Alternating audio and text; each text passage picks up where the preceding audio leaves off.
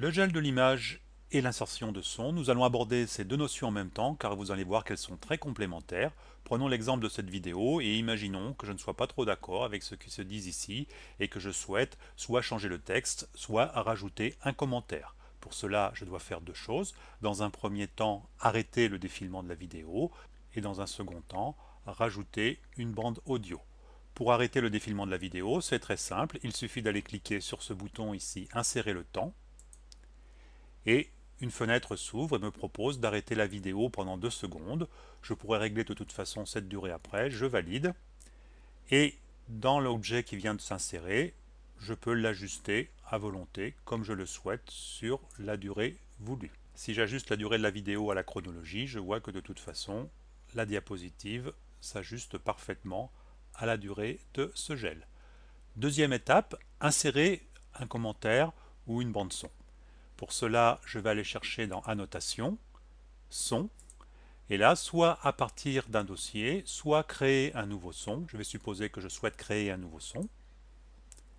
Mon objet apparaît ici sous forme d'une barre, et cette barre va grandir lorsque je vais rajouter du son. Donc pour rajouter du son, il me suffit d'aller dans les propriétés du son ici, de cliquer sur le bouton Enregistrement. J'enregistre mon son et lorsque j'ai terminé, je clique sur Arrêter l'enregistrement et là je vois que mon son est apparu ici. Comme vous pouvez le voir, le son est très faible par rapport à l'amplitude habituelle de la bande audio de cette séquence. Donc ce que je peux faire, c'est tout simplement aller chercher le haut-parleur qui se trouve ici et augmenter le son de manière conséquente. Si je sélectionne l'objet que je viens d'ajouter, je vois que je dispose également d'un synthétiseur vocal. Par défaut, c'est un synthétiseur en anglais, mais je peux trouver sur Internet des synthétiseurs compatibles avec cette version d'Active Presenter. Pour utiliser le synthétiseur vocal, il suffit tout simplement de taper le texte dans ce champ et de générer le fichier audio. Mon fichier audio est généré. Je peux augmenter, si je le souhaite, l'amplitude du son, ajuster le gel de l'image à la fin de ma bande son. Je peux m'aider aussi de l'outil d'accrochage. Regardons ce que ça donne.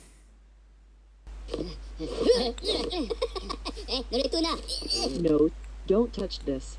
It's very dangerous.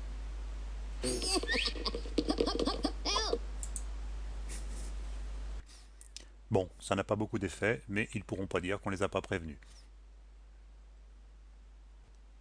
Il est également possible à ce niveau de sélectionner des sons dans une bibliothèque, de sélectionner un fichier ou encore de supprimer l'objet audio depuis ses propriétés.